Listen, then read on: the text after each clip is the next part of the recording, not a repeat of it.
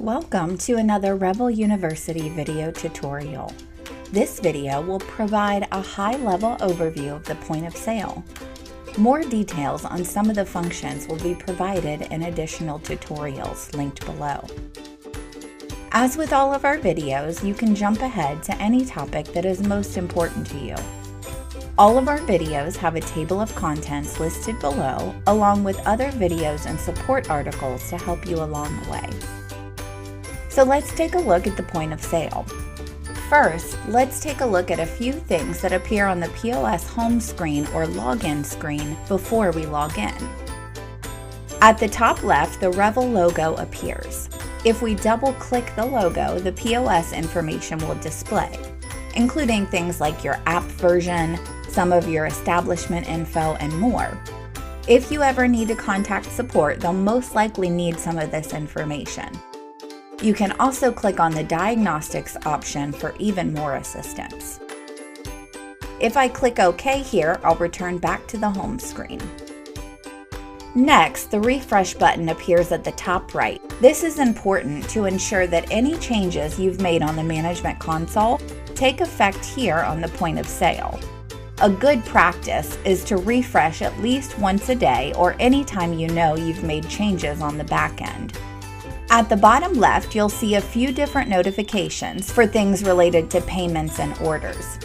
You may see even more notifications here if you use online ordering or some of our other add-ons. And finally, the PIN pad. This is where you and your employees can enter your PIN that was designated when employees were created. That PIN can be used to clock in and out, as well as log in to create orders. First, enter the PIN and then choose the option. I'll choose the clock in option first. Notice I'm prompted to indicate which role I'm clocking in for, which will help determine payroll. Once I'm confirmed as clocked in, now I can log into the system. I'll enter the PIN and this time choose Login. When we first log in, we are on the dashboard of the point of sale. However, you can jump to one of the other tabs at the bottom of the screen by choosing Manage Customers, Inventory, or Settings. More on each of those in other videos. For now, we'll focus on the options that appear on the dashboard. Please note, the view you see on your point of sale may differ slightly from the one that you see in this tutorial. Because Revel's point of sale is so customizable and you have the ability to turn items on and off, as well as subscribe to additional add-on features, the dashboard view may vary for all users. In addition, some features are tied to employee roles and permissions. So while we see everything here and your employees may see buttons once they log in, as you'll see, some options are secured with a manager's PIN. Take for instance the first section for reports. At the top left, we'll see the most recently viewed report. In this case, it's the product mix report. You can view a few other reports by clicking on the ellipses icon. Here's where additional security comes in. Depending on some of your security and employee permission settings, you may be prompted to re-enter your PIN here. If you have multiple establishments, you can switch to a different establishment and choose a different report to view. And depending on the report, you may see different filters appear here as well. Once you select a report, it displays in the upper left section of the dashboard. Another feature that is primarily available to managers and owners, the time management function, allows you to see who is clocked in and when. Additionally, if employees need clocked out, you can do that from here as well. You can even adjust your employees' time if they forgot to clock in and you need to update it. Next, we have the tills function, which allows you to set the starting and ending tills for your cash drawers. Tills can be set either by entering a sum total of your starting cash amount, or you can enter the quantities of each bill type. Once your till is set, you can select the Set option at the top right. This will confirm that your till is ready to go. When setting up tills, you also can assign the till to a particular employee. So if only one employee will be responsible for the till, you can select them from the list.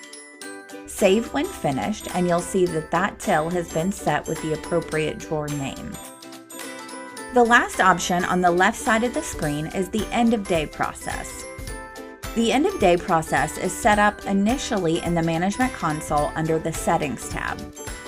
Then at the end of the day, you can run the end of day process to close out the items that you set up in the Management Console. We have a separate tutorial on the end of day process, so be sure to check that out with the link below. The time clock allows users to clock in and out from the dashboard. This works just like the clock in and clock out function on the home screen, but users can access it while logged in. For QSR and retail clients, most new orders will be started using the New Order tab. Table service clients will mostly use the Tables option for new orders. For more info on creating orders, be sure to review our Transactions and Order tutorial linked below. The Reports option allows you to view more information on financial reports. From here, you can also email a copy of the report to yourself or a colleague, or print a copy of the receipt.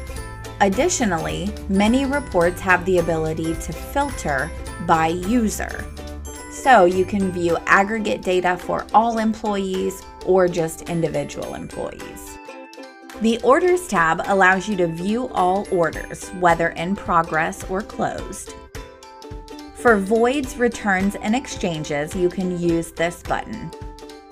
The Return function allows you to return merchandise back to your inventory.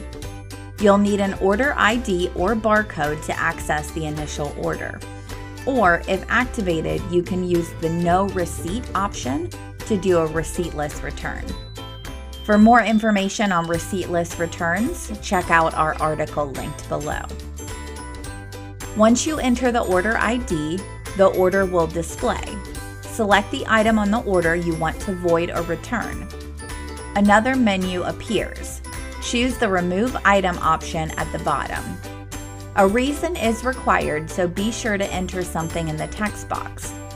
You'll see the product details, and you can choose if the item should be returned to inventory or not. Click OK when finished. The item will be removed from the order. If the item has not been paid for, then a simple void has successfully been completed. If the order has already been paid for, you'll be prompted how you want to process a refund. If cash was paid, your cash drawer will open. If paid via credit card, the card will automatically be refunded.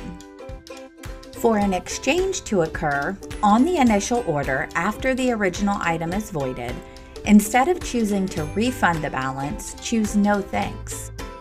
The available negative balance will display at the bottom of the order.